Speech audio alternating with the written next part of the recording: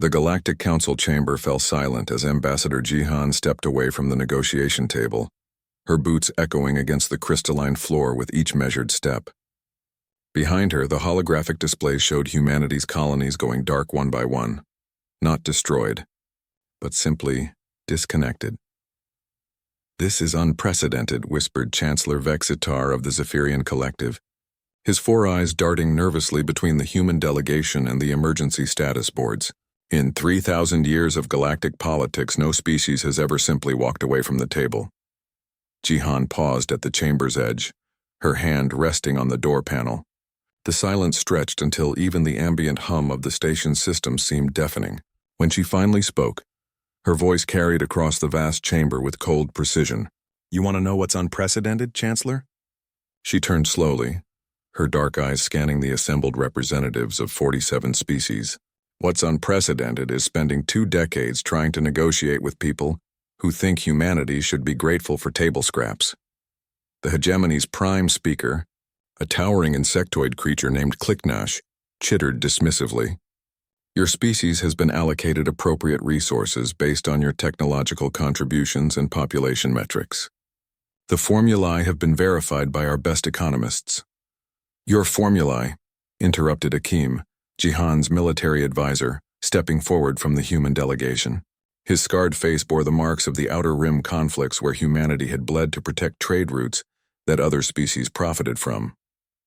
"Your formulae that somehow always conclude that humans deserve exactly enough to survive, but never enough to thrive." A ripple of unease passed through the alien delegates. The crystalline hierarchy's representative, a being of living minerals named Resonance of Truth, pulsed with orange light.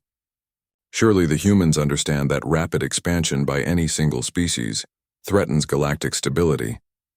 The Accords explicitly—" "The Accords," Jihan's voice cut through the chamber like a blade, "that we never signed.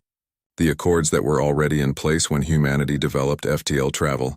The Accords that conveniently prevented us from claiming systems that every other species here got to colonize freely during their expansion periods." She gestured toward the status displays, where the last of humanity's diplomatic channels were closing. "You've spent 20 years telling us to be patient, to follow proper channels, to respect the established order." Her smile was sharp enough to cut starlight. "Well, congratulations. We've learned your lesson perfectly." The Zephyrian Chancellor's translator box crackled with static. What do you mean by that?" Akeem's laugh held no humor. "You taught us that the established powers get to make the rules. That might makes right, but only when it's your might." He activated a holoprojector, showing deployment schedules and resource allocation charts. "So we decided to become an established power." The chamber erupted in chaos as the implications became clear. The displays showed massive industrial buildups on human worlds, shipyards expanding at impossible rates, and worst of all, research facilities that had been dark for months suddenly blazing with activity. "This is madness," shrieked the Aquarian delegate through his breathing apparatus. "You cannot simply opt out of galactic civilization." "Watch us," Jihan replied simply. Prime Speaker Clicknash's mandibles clicked rapidly, a sign of extreme agitation. "Your species lacks the resources for independent expansion. Without access to the galactic trade network, human worlds will struggle to maintain their current populations, let alone grow." "Will they?" Akeem asked, his tone deceptively casual. "Funny thing about humans, Prime Speaker. We're remarkably good at making do with what we have, and we've had 20 years to prepare for the possibility that diplomacy might fail." The holographic displays shifted, showing new data that made several delegates recoil in horror.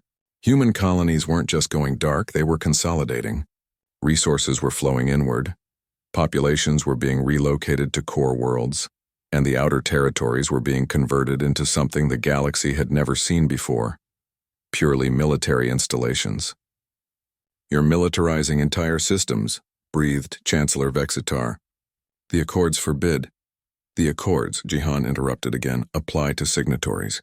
As of today, humanity formally withdraws from all galactic treaties, trade agreements, and diplomatic protocols." She placed a data crystal on the table, humanity's official notice of withdrawal from galactic society. Effective immediately, all human space is considered sovereign territory.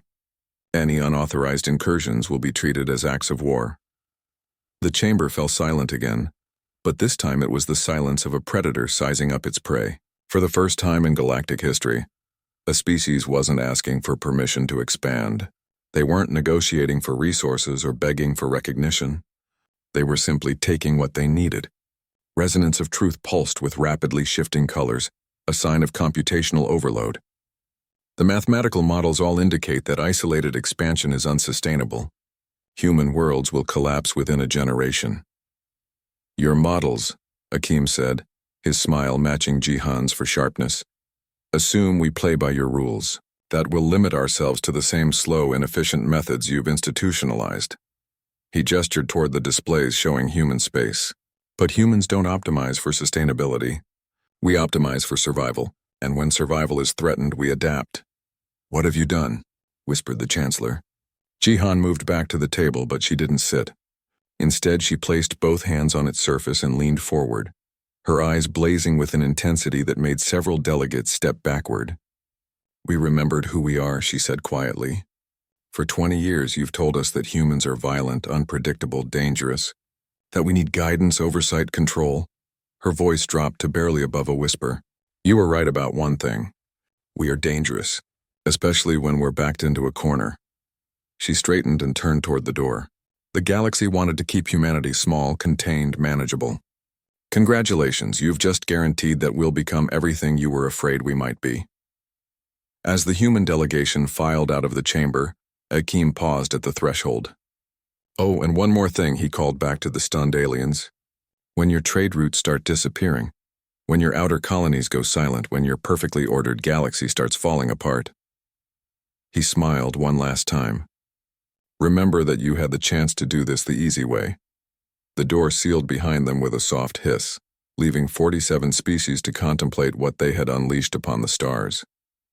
In the depths of space, human ships were already moving toward their new destiny. Not as supplicants begging for scraps, but as apex predators finally freed from their cage. The galaxy would indeed watch in terror, but by then it would be far too late to return to the negotiating table.